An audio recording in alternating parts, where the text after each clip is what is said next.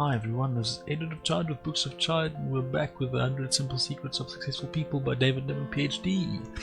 Today we're reading chapter 49, Leadership is Contagious. It says that true leadership strengthens the followers. And if you seek to lead, your ability will ultimately be measured, and this is true, in the successes of those around you. Now you can say, oh man, I've got bad employees or bad followers, but who chose them? Usually leaders choose to follow them, or who they're allowed to follow them, so it's a heavy burden. But the example they give is of a police chief. Oh man, I don't even want to say where he's from because today it's a massively failed area. That area is failing awfully from what I can see. But he says, and maybe he's a good example, when the top goes bad, then the rest of the organization goes bad. So I'm going to assume that that's what happened. When the top sets the right tone, then everyone can follow that lead. Well, I hope that happens in your area, sir, but I don't think it's what's happening now. And the study they give is by Boyer in 1999. Despite the power we associate with the idea of a leader, very important, you're never going to get it. Are you going to be in trouble if you think that power is for free? It's never for free. You're going to have a hefty weight on the other side. You're going to have a hefty counterbalance. Responsibility to everybody who is willing. Remember, people have to be willing to yield you that power. So you're going to have to be careful with that, or you're at risk of them usurping you. So real careful with that. But they say 93% of those who actually lead an organization view themselves at least partially as a servant of the people in the organization, which is true. You've got to do that. You've got to do that. There's deep ethics in that I'm not going to go in. If you know, you know. But yeah, some people have really displayed this in particular to unbelievable levels, just beyond human levels. Absolutely amazing. This is one reason why I don't want to be a leader. I know that sounds dumb. I'd like to be the support, the immediate support to a leader, especially in the technical area. That's just the way my career is more specialized. I don't want to be the decision maker, but I would like to be in the position to provide the immediate framework for the decision maker.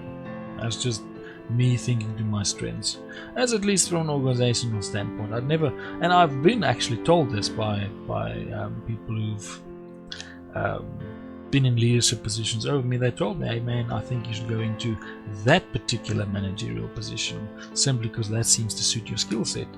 And something else they also say is, let's take a look at this. Yeah, it's a job for individuals. This particular department, you don't get a job working as an individual. You work in teams, and these teams have to be directed and they have to work in two. Now this is something in my particular field that they stated to us that shocked a lot of people.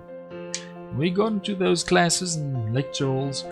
I can't recall which professor, but a professor told us it's a big irony in my field that it particularly attracts let me get the right words for this, people with a high mathematical aptitude, a low social aptitude, but at the same time it demands a fairly high ability to be social or to work in a team.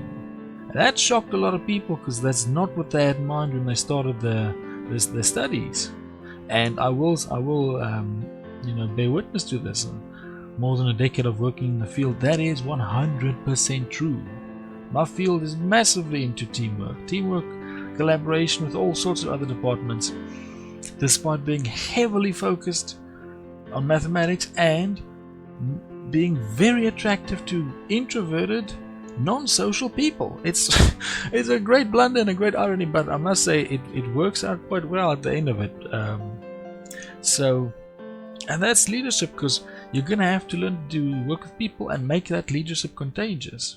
I've had some very good leaders, and they do this.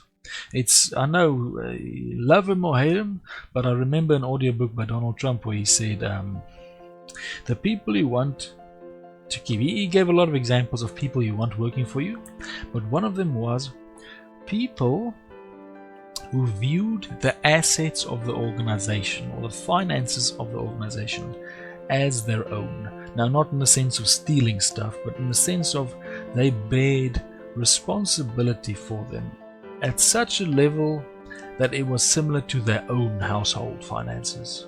So they were very conscientious, very responsible, and very well thought out decision making because they took it that seriously. And that's leadership, taking responsibility for something. So you can see he's got that. Love him or hate him, if you read some of his books, you'll see he has a pattern to the way he operates. You don't get to that level without doing anything. It's just not possible unless you inherited it. I always say the people who inherited the money are the best mama's boys. Because all they did was they managed to keep the parents happy. They didn't really do anything else. That's just me. But yeah, leadership can be very contagious. So don't skimp on it, and especially don't see leadership as some power glove that you can just, if you're ever in a leadership position, that's just like, oh, I'm the leader, follow me. People will follow you if you are somebody worth following. You will be a good leader if you are worth following, and it'll just happen naturally. The natural aptitude you show, the competence and the ability to delegate, manage, it is the people being led realize at some level, whether consciously or unconsciously, that they are better led than independent, in a sense, not fully, but that is the idea of collaboration, better as a team, better the whole being greater than the sum of its parts, essentially. So that's what a good leader does, and if you do it well, it'll spread and make even greater results. So yeah, leadership's contagious. Try and cultivate it. How? Just get to know the people working for you. That's the first thing, because if you know the abilities, you can figure out what work to allocate, what tasks, and how to get the best out of everybody. But yeah, before I ramble even more, let's finish it up. This has been the 100 Simple Secrets of Successful People by David Niven Ph.D. This has been chapter 49 of this wonderful little book, read by Edward of Giant with Books of Giant. I hope you have a great day. I hope you have an even better day after hearing this, and I hope it goes very well with you. You can give me a comment now you're doing leadership. I'm not doing it personally. I'm not currently in the position, but hey, I'd love to hear. So thank you very much and have a very good day. Bye bye.